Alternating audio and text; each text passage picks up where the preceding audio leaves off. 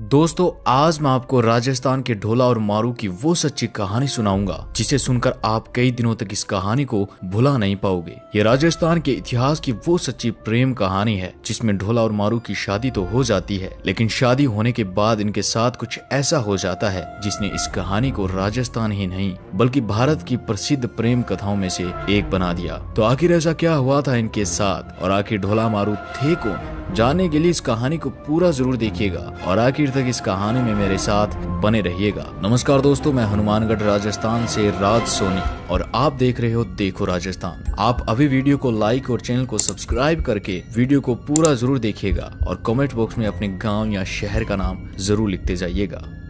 कहानी की शुरुआत होती है राजस्थान के बीकानेर से। 11वीं शताब्दी में आज के बीकानेर को जंगल प्रदेश के नाम से जाना जाता था और ये कहा जाता है कि यहाँ उस वक्त हर तीसरे साल काल और हर 8वें साल भयानक अकाल पड़ता था जिसे पूर्ण अकाल कहा जाता था। और जब इसी क्षेत्र में अकाल पड़ता तो अक्सर यहाँ के लोग अपना जीवन यापन करने के लिए अपने पशुओं को साथ लेकर हरे भरे स्थान पर चले जाया करते थे। अब ये बात है उस साल की जब यहाँ पर भयानक अकाल पड़ा था। उस वक्त जंगल प्रदेश के पुंगल ठिकाने के राजा हुआ करते थे राजा पिंगल, जिनकी एक 1.5 साल की पुत्री थी जिसका नाम था मरवणी, जिसे सभी प्यार से मारू कहकर बुलाया करते थे। अब इस अकाल के चलते पुंगल ठिकाने के राजा पिंगल अपनी पुत्री, पत्नी और पूरे परिवार के साथ साथ अपने पशुओं को लेकर निकल पड़ते हैं मालवा के नरवरगढ़ ठिकाने के राजा नल के पास, जो राजा पिंगल के परम मित्र थे। अब कुछ दिनों की यात्रा के पश्चात राजा पिंगल पहुंच जाते हैं नरवरगढ़ राजा नल के पास और जैसे ही राजा पिंगल राजा नल के पास पहुंचे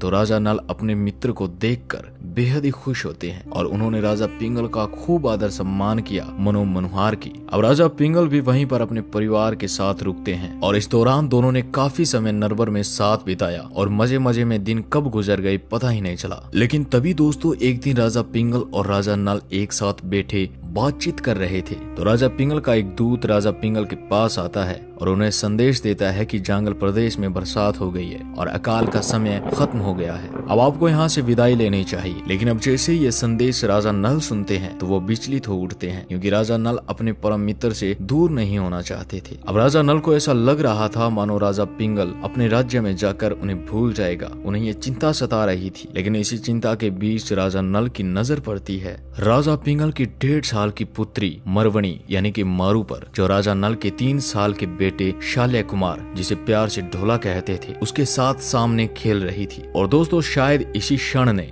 इस पूरी कहानी को इतिहास के पन्नों में संजो दिया। दरअसल जैसे ही राजा नल ढोला और मारू को एक साथ देखता है तो वह तुरंत ही पिंगल को अपनी बेटी मारू का विवाह ढोला के साथ करवाने का प्रस्ताव रख देता है। और ये प्रस्ताव सुनकर राजा पिंगल भी बेहद खुश होते हैं कि इससे बड़ी और क्या बात हो सकती है कि हमारी मित्रता रिश्तेदारी में बदल जाए। अब इसके बाद 1.5 साल की मारू और 3 साल के ढोला की बालपन में ही शादी रख दी जाती है। और ये कहा जाता है कि ढोला और मारू की शादी इतनी धूमधाम से की गई थी कि उस वक्त कई दिनों तक इनकी शादी का भोज चला था। ये शादी उस वक्त क्षेत्र की सबसे बड़ी शादी बन गई थी। लेकिन ढोला और मारू की कम उम्र होने के कारण ये एक बाल विवाह था, जिस कारण मारू को अपने ससुराल नहीं भेजा गया। अब इसी सोच के साथ राजा पिंगल शादी के पश्चात मारू को अपने साथ जंगल प्रदेश पुंगल ले आता है कि जब ढोला जवान होगा तो वह मारू को जंगल प्रदेश से अपने राजमहल नरवरगढ़ ले जाएगा। और दोस्तों इसी प्रथा को राजस्थान में मुकलावा देना कहते हैं। अब धीरे धीरे समय बीतता है और समय बीतने के साथ ही ढोला और मारू जवान हो जाते हैं। और अब मारू को भी पता लग गया था कि मारू की शादी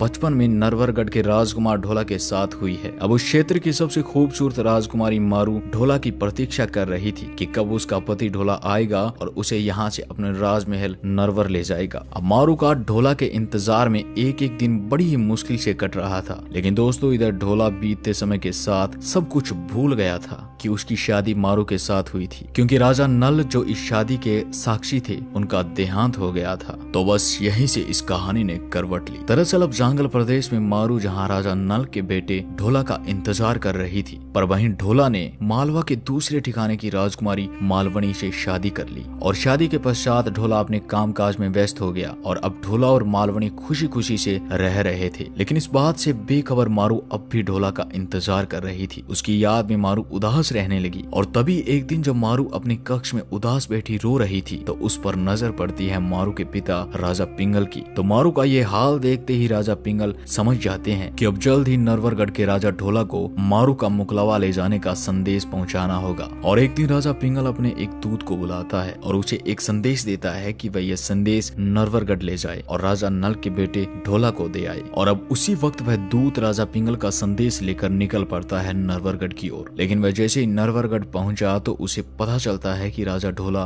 राज्य में नहीं है। तो वह दूत राजा पिंगल का वह संदेश वहीं राजा ढोला के लिए छोड़ देता है। लेकिन दोस्तों यह संदेश ढोला की पत्नी मालवनी के हाथ लग जाता है। और जैसे ही मालवनी अपने कक्ष में जाकर वह संदेश पढ़ती है तो यह संदेश पढ़ते ही उसके पैरों के नीचे से जमीन खिसक जाती है। उसे बहुत बड़ा धक्का लगता है कि राजा पिंगल ने ढोला के लिए यह संदेश भिजवाया है कि वह उनकी पुत्री मारू को जल्दी पुंगल से ले जाए। अब मालवनी को ढोला और मारू की बचपन में हुई शादी के बारे में सब कुछ पता चल गया था। तो अब इसी बात से आहत हुई मालवनी एक दूत को बुलाती है, उसे पुंगल की राजकुमारी मारू की खूबसूरती का पता लगाने के लिए भेजती है। अब मालवनी का संदेशा पाकर वह दूत निकल पड़ता है पुंगल की ओर मारू की खूबसूरती का पता लगाने के लिए। और अब दूत पुंगल पहुंच जाता है और जब दूत पुंगल पहुंचा तो उसकी नजर पड़ी मारू पर और मारू को देखते ही रानी मालवनी का वह दूत मारू की खूबसूरती देखकर दंग रह जाता है और तुरंत ही नर पर पहुंच जाता है रानी मालवनी के पास। तो अब जैसे ही दूत रानी मालवनी के पास पहुंचा तो रानी मालवनी उससे पूछती है कि बताओ कैसी दिखती है मारू। तो दूत ने जवाब दिया कि उसने आज तक इतनी सुंदर और इतनी चंचल स्वभाव की नारी को कभी नहीं देखा। मारू इतनी विनम्र और खूबसूरत है कि दुनिया में शायद ही कोई दूसरी महिला गुणों और खूबसूरती में उसकी बराबरी कर सके। अब जैसे ही दूत ने मारू के बारे में ये बखान किया वैसे ही मालवनी के हाथ पैर फूल जाते हैं। वह घबरा जाती है कि अगर मारू यहाँ आ गई तो मालवनी को अपने पति ढोला से हाथ धोना पड़ेगा। और इसी चिंता और क्रोध के साथ मालवनी अपने सैनिकों को आदेश दे देती है कि पुंगल से आया कोई भी संदेश राजा ढोला तक नहीं पहुँचना चाहिए। तो मालवनी के सैनिक इसी काम में लग जाते हैं और जब भी पुंगल से मारू का संदेश लेकर कोई दूत आता तो मालवनी के सैनिक उसे नरवर पहुंचने से पहले ही रास्ते में मार डालते। लेकिन इधर पुंगल राजकुमारी मारू अपने ढोला के इंतजार में अपना खाना पीना बंद कर देती है और चिंता के चलते दिन ब दिन कमजोर होने लगती है। उसके चेहरे की चमक खोने लगी। सदैव खुश रहने वाली मारू अब दुखी रहने लगी। अब अपनी बेटी की ऐसी हालत देखकर मारू के पिता राजा पिंगल ने एक दूसरी तरकीब लड़ाई। उन्होंने पुंगल के एक चतुर ढोली को अपने दरबार में बुलाया और उसे सारी बात बताई और उससे कहा कि तुम ही हो जो नरवरगढ़ पहुंचकर यह संदेशा राजा ढोला तक पहुंचा सकते हो। अब वह चतुर ढोली राजकुमारी मारू से मिलकर उससे वादा करता है कि वह उसका संदेश राजा ढोला तक जरूर पहुंचाएगा और अगर वह ऐसा नहीं कर पाता है तो वह कभी भी आपको मुंह नहीं दिखाएगा। मारू अपने हाथों से लिखे दोहे ढोली को दे देती है और अब उस चतुर ढोली को नरवरगढ़ भेजने की तैयारी शुरू कर दी जाती है और उसे एक भिखारी का रूप देकर पूरी तैयारी के साथ पुंगल से रवाना कर दिया जाता है। लेकिन दोस्तों जैसे ही ये ढोली नरवरगढ़ के पास पहुंचा तो वहीं पर रास्ते में ढोली को मालवनी के सैनिकों के द्वारा पकड़ लिया जाता है। लेकिन ढोली ने एक भिखारी का भेष धारण कर रखा था जिस कारण मालवनी के सैनिक उसे एक भिखारी समझकर वहां से जाने देते हैं और इस तरह चतुर ढोली बचते बचाते आखिरकार राजा ढोला के महल के बाहर पहुंच जाता है। और वहां पहुंचकर मारू के लिखे दोहे जिनमें मारू ने ढोला के लिए संदेश लिखा था उन दोहों को वह ढोली उसी महल के बाहर खड़े मल्हार राग में जोर जोर से गाने लगता है। और तभी इन दोहों की मधुर आवाज पड़ती है महल में बैठे राजा ढोला के कानों में और राजा तुरंत ही अपने सैनिक भेजकर इस ढोली को अपने महल में आने का बुलावा भिजवाते हैं और अब उस ढोली को यहाँ आने का कारण पूछते हैं। तब ढोली ने गाते हुए साफ शब्दों में राजकुमारी मारू का संदेश ढोला को सुनाया और कहा कि आपकी बचपन में जिस मारू से शादी हुई थी वो राजकुमारी मारू अपने ढोला को पल पल याद करके रो रही है। आप बुरे लोगों की बातों में आकर मारू को अपने दिल से मत निकालिए। अब ढोली ने अपने मधुर आवाज में मारू की खूबसूरती और विरह में रोती मारू का दुख बड़े ही शानदार तरीके से राजा ढोला के सामने प्रस्तुत किया और अपने गायन से ढोला को अपना अतीत जानने के लिए मजबूर किया। अब ढोला ने जैसे ही ढोली का ये बखान सुना तो तुरंत ही ढोला ने ढोली की इस बात की सच्चाई का पता करवाया। तो पता चला कि ढोली की सारी बात सच है। बचपन में ढोला की शादी मारू के साथ हुई थी और जैसे ये सच्चाई ढोला को पता लगी वैसे ही ढोला के आंखों से आंसू झलक पड़ते हैं। और अब ढोला तुरंत ही पुंगल के राजा पिंगल तक संदेश पहुंचाता है कि ढोला जल्द ही अपनी मारू को लेने आ रहा है। और जैसे ये खबर मारू तक पहुंचती है वैसे ही मारू खुशी से झूम उठती है, उसके चेहरे की चमक लौट आती है लेकिन दोस्तों इधर जैसे ही ढोला मारू को लेने नरवरगढ़ से निकलने वाला होता है, वैसे ही ढोला की पत्नी मालवनी ढोला को बहाना बनाकर रोक लेती है। वह नहीं चाहती थी कि मारू नरवरगढ़ आए। अब कुछ वक्त बीतता है और जैसे ही ढोला मारू को लेने के लिए रवाना होता है, वैसे ही मालवनी उसे रोक लेती है और हर बार कोई न कोई बहाना बनाकर ढोला को मालवनी रोक लिया करती थी। लेकिन दोस्तों ढोला मारू को देखने के लिए, उससे मिलने के लिए इतना बेताब था कि अब ढोला से रहा नहीं गया और वो मालवनी की बात न मानकर निकल पड़ता है पुंगल अपनी मारू को लेने के लिए। अब कुछ ही समय में ढोला पहुंच जाता है पुंगल और जैसे ही ढोला पुंगल पहुंचा तो यहाँ पर ढोला की बेहद ही अच्छे तरीके से खातिरदारी की जाती है। अब ढोला पुंगल में राजा पिंगल के महल में बैठा इधर उधर नजरें दौड़ाए जा रहा था मारू को देखने के लिए, और तभी उसके सामने आती है पुंगल की राजकुमारी मारू। और जैसे ही राजा ढोला मारू को देखता है, वैसे ही राजा ढोला मारू पर अभिभूत हो जाता है। सामने एक बेहद ही खूबसूरत कन्या खड़ी थी, जिसकी खूबसूरती और नम्र स्वभाव की चर्चा पूरे क्षेत्र में थी। मारू भी अपने पति ढोला का दीदार पाकर खुश हो जाती है। अब इसके बाद ढोला वहीं पुंगल में कुछ दिन मारू के साथ समय व्यतीत करता है और कुछ दिन बाद वहां से रवाना हो जाता है। तो अब राजा पिंगल भी अपनी बेटी और दामाद को अच्छे से विदा करते हैं और उनके साथ राजा पिंगल उस ढोली को भी साथ भेजता है, जिस कारण मारू का संदेशा राजा ढोला तक पहुंचा था। लेकिन दोस्तों इनकी मुसीबत यहीं पर खत्म होने वाली नहीं थी।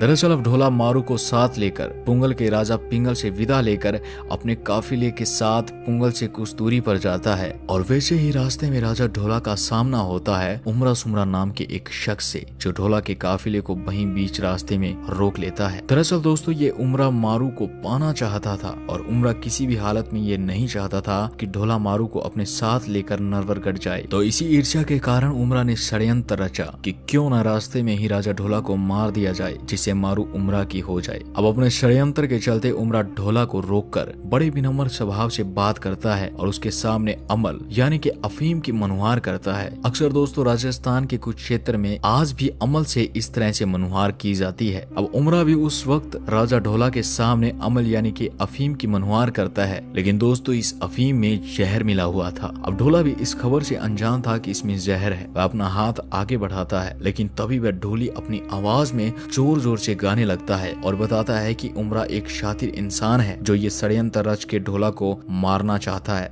अब ये बात पता लगते ही मरुस्थल की बेटी मारू ढोला को अपने ऊंट पर सवार कर लेती है और तेज गति से वहां से ढोला को साथ लेकर नरवरगढ़ मार्ग पर ऊंट दौड़ाती है और अपनी बुद्धि और होशियारी से ढोला को वहां से बचा लेती है। लेकिन अगर मारू वहां से ढोला को न लाती तो शायद ढोला उस वक्त मारा जाता। अब ढोला और मारू नरवरगढ़ राजमहल पहुंच जाते हैं, जहाँ पर इनका खूब आदर सत्कार किया जाता है और आखिरकार ढोला की पत्नी मालवनी भी इन दोनों के प्यार के आगे झुक जाती है और खुशी खुशी से मारू को स्वीकार कर लेती है। और अब ढोला भी अपनी दो रानियों के साथ बड़ी ही खुशी से राज करने लगा। तो दोस्तों ये थी आज की प्यार की वो सच्ची कहानी, जिनके प्यार के गीत आज भी राजस्थान के गांव या शहरी क्षेत्र में शादियों में गाए जाते हैं और इनका प्रेम इतना खूबसूरत था कि आज भी जब कोई सुंदर प्रेमी जोड़ा दिखाई पड़ता है तो लोग उन्हें प्यार से ढोला मारू कहकर बुलाते हैं। तो दोस्तों आप अभी वीडियो को लाइक और चैनल को सब्सक्राइब करने के साथ कमेंट बॉक्स में अपने गांव या शहर का नाम लिखकर इस कहानी के बारे में अपनी बात जरूर लिखिएगा।